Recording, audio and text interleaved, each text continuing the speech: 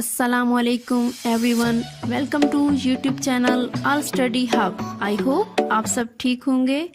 آج جو سٹوری میں آپ کو سنانے جا رہی ہوں یہ ایک ڈاکٹر کی لائف کے بارے میں ہے جو اپنی دنیاوی زندگی میں اس قدر مصروف ہو جاتا ہے کہ اسے دین کا کوئی خیال ہی نہیں رہتا، اور سٹوری کا عنوان ہے فرشتہ کا ٹیلی فون۔ آئیے سنتے ہیں۔ وہ ایک ڈاکٹر تھا، زندگی بہت مصروف تھی، دولت کی بارش اور پیشہ کی سرگرمیوں میں دین کا کوئی خانہ نہ تھا۔ اس کو یہ موقع ہی نہ تھا کہ وہ دینی کتابیں پڑھے یا دینی موضوعات پر کچھ سوچ سکے۔ اس کے پاس آنے والے سب وہی ہوتے تھے جو اس کے پیشہ کے تقاضوں کے اعتبار سے اس سے ملنے کے لیے آتے تھے۔ البتہ ایک شخص کبھی کبھی اس کے یہاں آتا اور دین کے بارے میں اس سے بات کرتا تھا، مگر یہ گفتگو ہمیشہ نہ تمام ختم ہو جاتی تھی۔ آنے والے آدمی کو تھوڑی دیر کے بعد محسوس ہوتا کہ ڈاکٹر اس قسم کی گفتگو کو نااہم سمجھ کر اس سے بے توجہ ہو رہا ہے۔ چنانچہ وہ آدمی خود ہی اپنی گفتگو کو ختم کر کے تھوڑی دیر ادھر ادھر کی باتیں کرتا اور اس کے بعد چلا جاتا۔ ایک روز ڈاکٹر اپنے گھر کے کمرہ میں اکیلا تھا کہ ٹیلی فون کی گھنٹی بجی۔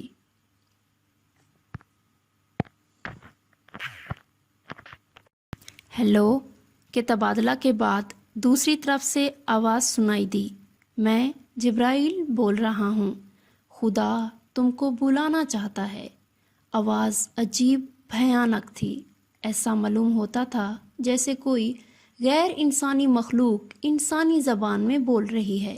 ڈاکٹر پر ایسی ہیبت طاری ہوئی کہ وہ کچھ جواب نہ دے سکا، اور سکتے کے عالم میں ریسیور اس کے ہاتھ سے چھوٹ کر گر پڑا۔ کچھ دیر بعد جب اس کے ہوش و حواس درست ہوئے، اس نے سوچنا شروع کیا یہ کیسی آواز تھی جو ٹیلی فون پر سنائی دی کہ میں جبرائیل بول رہا ہوں، خدا تم کو بلانا چاہتا ہے۔ سنی ہوئی آواز اس کو لفظ لفظ یاد تھی، مگر اس کی سمجھ میں نہیں آتا تھا کہ یہ معاملہ کیا ہے اور اس کے جواب میں اس کو کیا کرنا چاہیے۔ اس نے اپنے تمام دوستوں کو ٹیلی فون کر ڈالا اور ہر ایک سے پوچھتا رہا، مگر کسی نے یہ نہیں کہا کہ اس نے ڈاکٹر کو اس قسم کا ٹیلی فون کیا ہے۔ ڈاکٹر کئی روز تک اسی سوچ میں پڑا رہا۔ ٹیلی فون پر سنی ہوئی بھیانک آواز کسی طرح اس کی یاد سے نہیں نکلتی تھی۔ آخر ایک روز وہی نیک آدمی جو اس سے دین کی تبلیغ کرتا تھا اس کے پاس آیا۔ ڈاکٹر نے اس سے اپنے واقعے کا ذکر کیا۔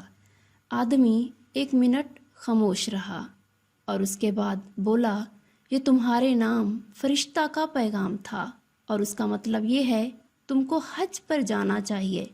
ڈاکٹر کی سمجھ میں یہ بات آ گئی۔ اس نے فوراً تیاری شروع کر دی اور پہلا موقع آتے ہی حج کے لیے روانہ ہو گیا۔ ڈاکٹر کا حج اس کی زندگی کا بڑا تاریخی واقعہ تھا۔ حج کے دوران اس پر عجیب کیفیت طاری رہی۔ اس کو ایسا معلوم ہوتا تھا جیسے وہ رب کعبہ کے مخصوص بلاوے پر دیار حرم میں حاضر ہوا ہے۔ واپس آنے کے بعد چہرہ پر داڑھی اور 5 وقتہ نمازوں کے اہتمام نے بتایا کہ ڈاکٹر اب نیا انسان بن چکا ہے۔ ڈاکٹر کی زندگی میں یہ انقلاب اس لیے آیا کہ جبریل کی آواز سن کر اس نے سمجھا کہ براہ راست آسمان سے اس کو پکارا جا رہا ہے، جبکہ مذکورہ شخص کی تبلیغ کو محض ایک انسان کی آواز معلوم ہوتی تھی۔